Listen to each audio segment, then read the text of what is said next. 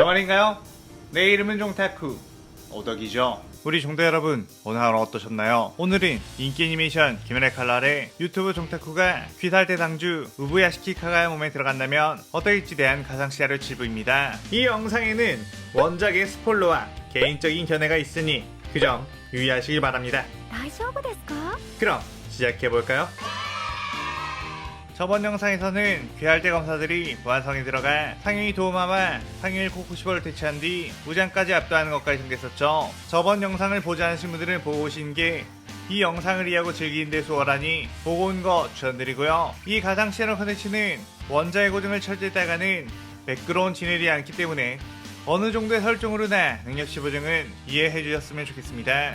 그럼 오늘의 가상 시나리오 시작하겠습니다. 부자는 고통에 일그러지며 어떻게 이 모든 것을 다 계획을 할 수 있었던 거냐고, 정말로 미래를 예지라도 하는 거냐고 물었죠. 종타쿠는 그렇다며 이 녀석이 어떤 목적을 가지고 있는지, 이 녀석의 과거가 어떤지도 전부 다 알고 있다며 부자니 오니가 된 과정에 대해서도 전부 읊어주게 되었습니다. 부자는 자신은 그 누구에게도 자신의 이야기를 한 적이 없었는데 어째서 자신이 본이가 되고 천이나 지난 뒤 태어난 이 남자가 천년 전의 일을 알고 있는지 소름이 끼쳤죠. 그러면서 종타쿠는 넌 지금껏 푸른 피아나를 찾고 있었지. 푸른 피아나는 낮에만 피고 밤에는 시들어버리는 희귀한 꽃이란다. 그렇다고 해서 찾기 어려운 꽃은 아니었지. 단지 네가 밤에만 활동하는 오니들을 시켜서 그 꽃을 찾게끔 했으니 찾아낼 리가 있겠어? 인간들과 사이좋게 지내면서 인간들에게 그것을 찾게 했다면 분명 찾았을 텐데 말이야 라고 조롱했습니다. 부자는 그 말 듣고 아차 싶었고 왜 자신은 지금껏 그런 생각을 하지 못했던 건지 비참한 기분이 들었죠. 그때 종타쿠는 부자니 절망하고 있음을 알았고 부자의 성격상 자신은 완벽한데 왜 그걸 놓쳤을까에 대해 생각하고 있다는 것을 유추해냈습니다. 종타쿠는 부자에게 네가 왜 멍청한지에 대해서 알려줄까? 너는 인간이었던 시절 병 때문에 항상 방 안에서 누워만 있어서 제대로 된 교육을 받지 못했었지. 그래서 머리 쓰는 법을 제대로 모르는 상태에서 오니가 되었어. 그 후에 너는 세상에 대한 정보를 많이 얻었고 지식을 많이 쌓았겠지. 지식의 양으로 따지면 이 세상에서 너를 이길 자가 없을지도 모르겠어. 하지만 아무리 지식이 많다고 해도 인간 시절의 멍청한 사고력 때문에 그 지식들을 적재적소에 사용할 수 없었던 거야. 아무리 네가 뇌를 5개로 늘려도 결과는 마찬가지지. 애초에 뇌가 5개가 되면 똑똑해질 거라고 생각한 것 자체가 너무 멍청한 거 아니야? 어차피 너의 세포에서 생겨난 뇌들인데 첫 번째 뇌랑 똑같이 생각하는 게 당연하잖아 라고 했습니다. 그의 부자는 고통스럽다는 듯이 절규했고 그 모습을 지켜보는 미츠리는 도대체 당주님이 무슨 말 하시는 건지 이해를 할 수가 없어요 라고 흥미진진하게 바라봤고 옆에 있던 오바나이는 지금 당주님이 무잔을 현란한 말로 패고 있는 거야. 때론 칼보다 말이 더 강하게 상처를 낼 수 있는 거거든 이라고 했죠. 그렇게 부자는 교메이에 쇠사슬에 묶이고 여러 주들에 칼에 꽂힌 채 움직이지 못했고 서서히 해가 떠오르자 부자의 온몸은 타들어가며 소멸하기 시작했습니다. 그러자 종타쿠의 몸에 있던 부자의 저주 역시 사라지며 말끔해져갔고 종타쿠는 드디어 이번 미션도 무사히 완료를 하게 되었군. 이제 슬슬 원래 세계로 돌아가려나? 라고 생각했는데 어쩐지 원래 세계로 돌아갈 기미가 보이지 않았고 아직 내가 하지 못한 일이 있는 건가 싶었죠. 그때 귀할대 조들이 부자를 퇴치했음에 기뻐하면서 서로를 격려하고 있는 모습을 보고 오호 그렇구나 아직 할 일이 있었구나 라고 생각을 했습니다. 부자 퇴치가 끝난 이후 타마요와 시노부는 함께 무장의 피를 연구해 오니를 인간으로 되돌리는 약을 완성하게 되었고 네이코를 인간으로 되돌리는 데 성공했죠. 타마요는 탄지로와 네이코가 행복하게 눈물 짓고 있는 모습을 보고 옅은 미소를 지은 뒤 자신의 방으로 들어갔고 이제 자신의 할 일은 모두 끝났으니 자신도 자신의 가족품으로 돌아갈 생각을 했습니다. 어차피 자신은 부자를 죽이기 위해 지금껏 살아왔던 몸, 아직 자신은 오니의 몸이었기에 등꽃도 약이 든 주사기를 맞으면 죽게 될 거라며 그렇게 자신의 팔에 넣으려고 했죠. 그런데 그때 종타쿠가 뛰어와 타마의 주사기를 뺏어 던져버렸고 역시 이럴 줄 알았다며 당신이 오니가 되었을 때 당신의 잘못이 아니고 당신은 부자를 죽이고 수마이들을 살려냈으니 그 속죄는 이미 한 것이라고 이제 그 마음의 짐을 덜어놓고 다시 한번 인간이 되어 평온하게 사는 것은 어떻겠냐고 했습니다. 그러면서 종타쿠는 손짓했고 유시로가 남아 타마요를 안아주자 타마요는 그저 한없이 눈물을 흘리며 정말로 그래도 될까요? 라고 물었죠. 종타쿠는 꼭 그렇게 해달라고 당신의 의학적 지식은 세계에서 가장 뛰어날 테니 앞으로는 아픈 사람들을 치료해주며 여생을 보낼 수 있도록 우리 가문이 자금을 대주어 병원을 지어주겠다고 했습니다. 그 타마요는 사실 저는 돈이 아주 많답니다. 600년 동안이나 모아왔거든요.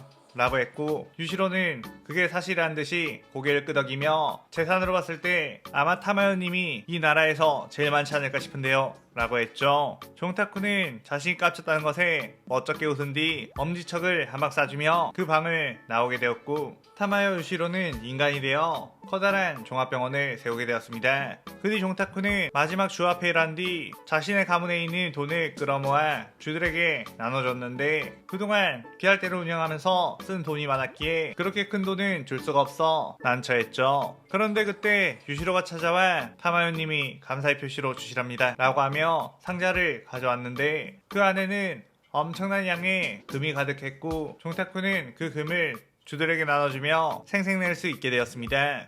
그렇게 주 한 명 한 명 만나 감사 인사를 전하며 금을 줬고 앞으로 어떻게 무엇을 할 것이냐는 계획도 묻게 되었죠. 그 모든 주들을 다 만난 뒤에 종타쿠는 살짝 머리가 지끈거렸고 이대로 귀할대를 해체하면 안 되겠다는 생각을 했습니다. 어느 날 사내미는 혼자서 어디론가 여행을 떠날 채비를 하고 있었는데 여기네요 라는 소리가 들려 그곳을 주시했죠. 그곳에는 카나이가 있었기에 사내미는 깜짝 놀라며 네가 여기엔 웬일이냐고 당황했습니다. 그때 카나이는 쑥스러워하지 말고 이쪽으로 오세요 라고 하며 누군가를 끌어당겼는데 그는 바로 사내미의 동생 게냐였죠. 게냐는 쭈뼛거리면서 형 오랜만이야 라고 했고 사이미는 네가 어떻게 카나이랑? 이라며 어리둥절한 상태가 되었습니다.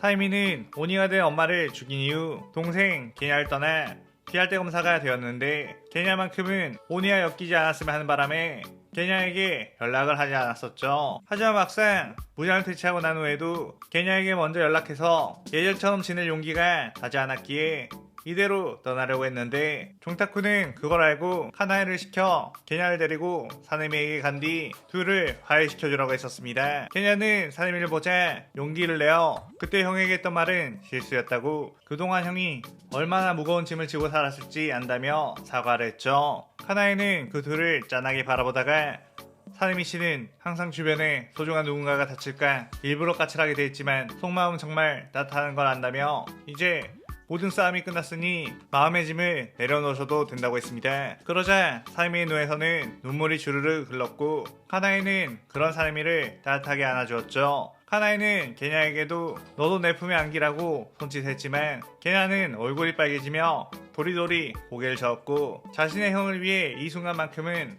온전하게 양보를 해주겠다는 생각을 했습니다. 그 뒤 사내미는 이제 사람들에게 벽을 칠 이유가 없다는 걸 깨닫고 카나이를 찾아가 박력 있게 고백을 하려고 했지만 역시 사랑 앞에서는 여전히 수줍음이 많은 남자였기에 말없이 카나이가 좋아하는 꽃을 잔뜩 넣은 다발을 선물해줬죠.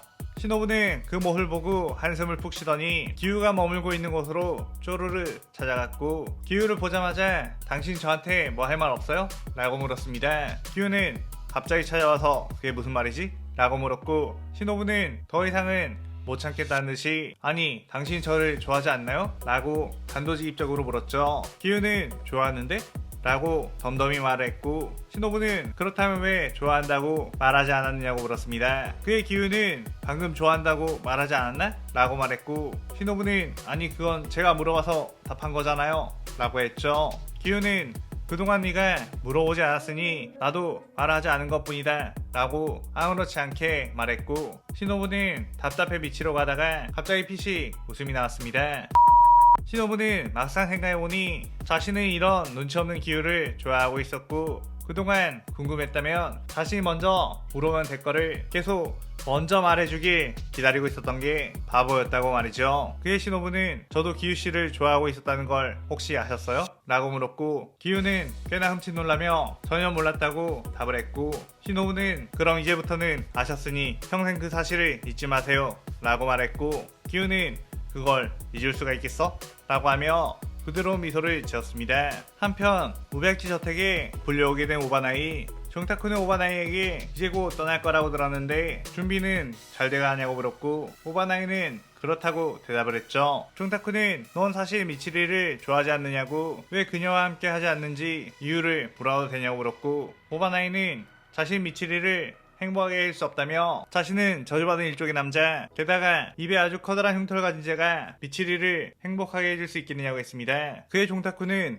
너의 일족의 비극은 너의 잘못이 아니며 그 흉터를 만약 미치리가 상관없다고 생각한다면, 이런 너라도 그녀가 사랑하겠다고 한다면 어쩔 거냐고 물었죠. 오버나이는 절대로 그런 일 없다고, 그녀처럼 사랑스러운 여자가 저 같은 걸 사랑해줄 리가 있냐며, 만약이라도 그런 꿈같은 일이 벌어진다면 자신은 이 목숨이 닿은 날까지 그녀를 지켜줄 거라고 했습니다. 그 순간 종타쿠의 옆방에서 그걸 듣고 있던 미치리가 튀어나와 울면서 오바나이를 껴안았고, 오바나이는 이게 어떻게 된 일이냐며 당황할 수밖에 없었죠. 종타쿠는 어우, 너희들은 그냥 이어졌겠거니 했는데 죽음의 위기를 겪지 않아서인지 내가 꼭 이렇게까지 했어야 했느냐며 둘이 행복하게 살아라고 했습니다. 그 뒤 종타쿠는 굳이 귀살대를 해체하지 않고 주기적으로 우베야키 저택에서 잔치를 열었고, 무전전 때 활약했던 모든 이들을 지속적으로 불러 서로의 일상을 나누며 친분을 다지도록 했죠. 그 결과로 단지로는 자연스럽게 카나오와 계속해서 친하게 지내게 되었고,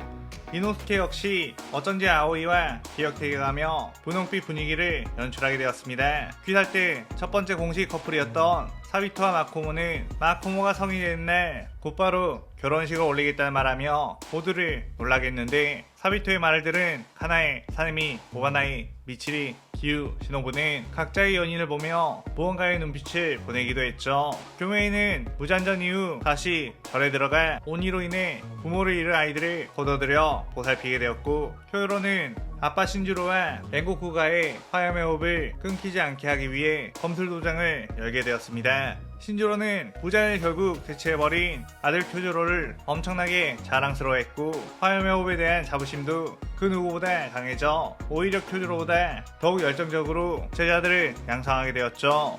텐게는 미인 아들 3명들과 휴양지인 오키나와로 떠나 화려하게 지내고 있다는 편지를 받게 되었고, 종타쿠는 다들 행복하게 지내게 되었구나 라며 미소를 지었는데, 어째선지 네이코의 주변에는 자꾸만 제이치와 무이치로가 같이 붙어있는 듯 했고, 제이치는 사사건건 무이치로와 기싸움을 하며 네이코에게 점수를 따려가는 모습을 보였습니다. 종타쿠는 그 모습을 보며 오, 무이치로가 원작이랑 다르게 살았다 보니 자연스럽게 자신의 또래인 네이코에게 마음이 가게 된 건가? 이건 내가 참견해서 네이코의 짝을 찾을 수 있는 상황이 아니군. 제이치와 무이치로, 네이코는 누굴 고르려나? 라며 아주 흥미롭게 지켜보는 종타쿠. 아주 다들 청춘이로구만. 다들 아주 좋은 마무리가 되었어 라고 생각했는데, 그 순간 마치 이제 원래 세계로 돌아갈 때가 되었다는 듯이 의식이 그려지기 시작했고, 종타쿠는 이번 임무도 드디어 끝이 났다며 원래의 세계로 돌아가려고 했죠. 그렇게 시야가 점점 흐려지는데 마지막으로 종타쿠의 눈에 보이는 건